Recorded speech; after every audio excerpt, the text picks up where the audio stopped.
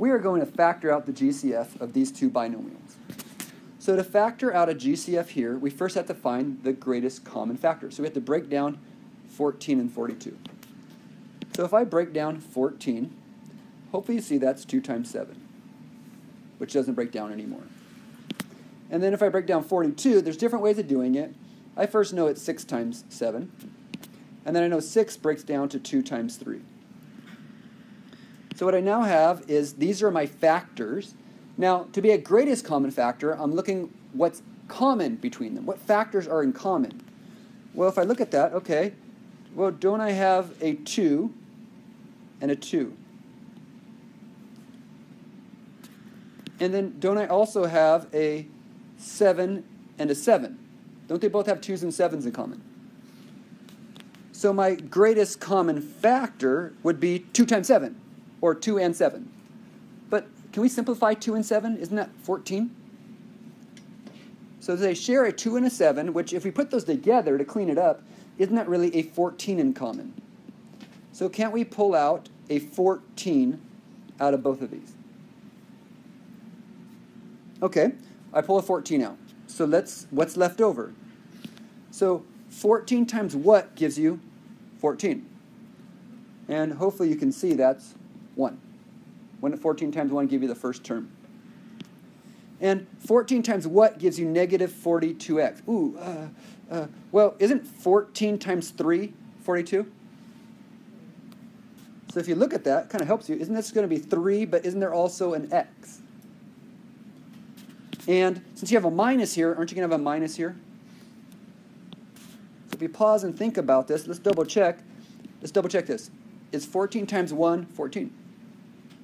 It's 14 times this, negative 42x. Yeah, it is. So we just factored it.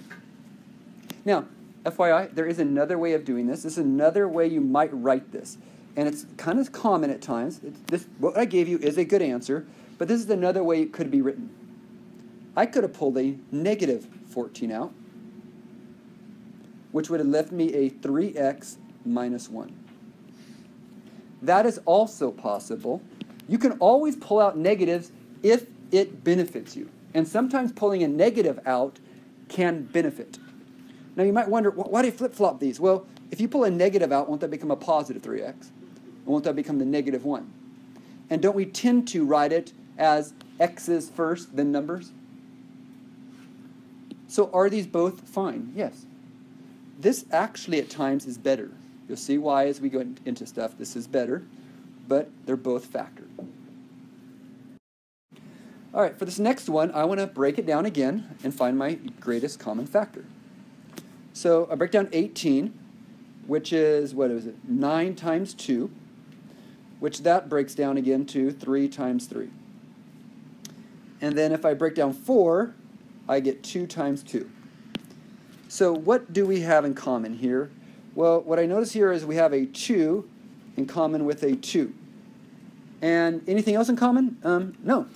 So all we have is a 2 in common. All right, oops, didn't want that. So what we have is a 2 in common, but don't they also have an a in common? Can I also pull an a out with it? Because they both have a letter in common. So I'm also going to pull a out. So let's see, what's left? When I pull a 2a out of this, well, aren't we left with a 3 and a 3, or which is 9? So aren't we left with a 9, but a to the what? Wouldn't it be a squared? Because in 2a times 9a squared give us an 18a cubed? And 2a times what gives us negative 4a? Hopefully you're okay with it is simply 2. Now, isn't it negative 2? Because we have this negative here. And if you were to distribute it back out, you should get the same thing you started with.